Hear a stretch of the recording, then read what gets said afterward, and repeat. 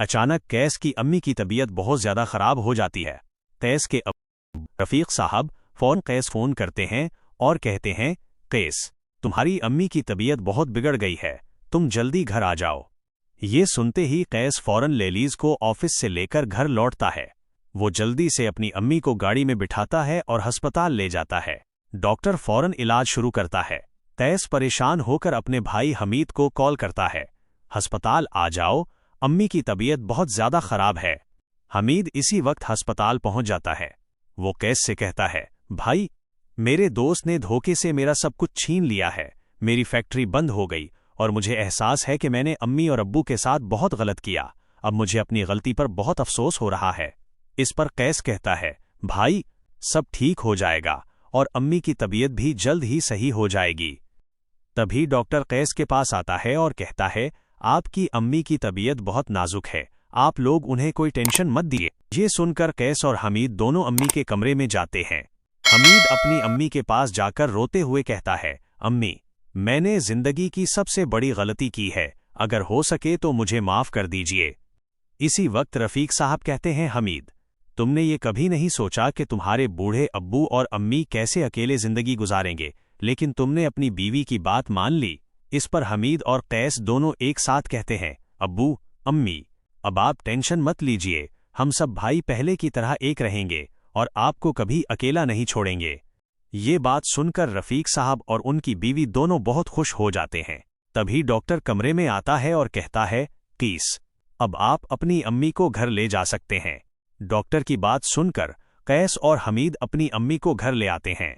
थोड़ी देर बाद लेलीज के अब्बू और अम्मी भी कैस की अम्मी की तबीयत के बारे में हाल चाल लेने आते हैं।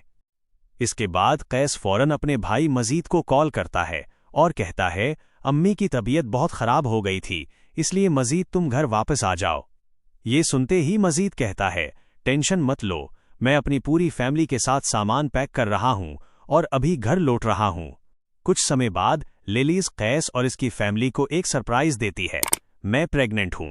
ये सुनकर कैस की खुशी देखने लायक होती है। उसी वक्त घर का दरवाजा बजता है। कैस दरवाजा खोलता है और देखता है मजीद अपने परिवार और बहन नदरत के साथ आया है। कैस बहुत खुश होकर सबको अंदर ले आता है। जब रफीक साहब मजीद और उसकी फैमिली को देखते हैं तो वो भी बहुत ज्यादा खुश हो जाते हैं।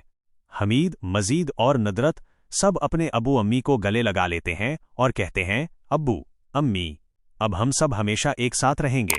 रफीक साहब खुशी से मुस्कुराते हैं। इसी वक्त नदरत अपने भाई मजीद से कहती है, मैं चाहती हूं कि तुम्हारे बेटे की शादी मेरी बेटी सिदरा से हो। मजीद और इसकी बीवी राशिदा खुशी से कहते हैं, हमें ये रिश्ता मंजूर है। तभी अचानक लेलीज कहती है, केस, मुझे अस्पताल ले चलो, मुझे लगता है मेरा बच्चा पैदा होने वाला है। केस के अब्बू, अम्मी और सारे घर वाले खुशी खुशी लेलीज को अस्पताल ले जाते हैं। डॉक्टर लेलीज को ऑपरेशन थिएटर में ले जाता है। केस बेचैनी से बाहर इंतजार करता है। थोड़ी देर बाद डॉक्टर बाहर आता है। कैस जल्दी से पूछता है, डॉक्टर, क्या हुआ? डॉक्टर मुस्कुराकर कहता है, कीस, मुबारक हो, तुम्हारा बेटा हुआ है। ये सुनकर कैस खुशी से झूम उठता है। वो अपने अब्बू, अम्मी और भाइयों को बताता है, मेरा बेटा हुआ है। सब लोग खुशी से उछल पड़ते हैं और कैस के साथ लेलीज के कमरे में पहुंचते हैं। कैस लेलीज से कहता है, तुम्हें बहुत बहुत मुबारक हो। लेलीज मुस्कुराकर कहती है, हम अपने बच्चे का नाम क्या रखें? इस पर रफीक साहब कहते हैं, कैस, मैं तुम्हारे बेटे का नाम सुल्तान रख रहा हूं। लेलीज मुस्कुराकर जवाब देती है, ठीक है अब्बू, जैसा आप चाहें, हमें मंजूर है। इस तरह कैस का पूरा घर फिर से एक हो जाता है। रफीक साहब और उनकी बीवी बहुत खुश होते हैं। घर में फिर से हंसी और मोहब्बत लौट आती है।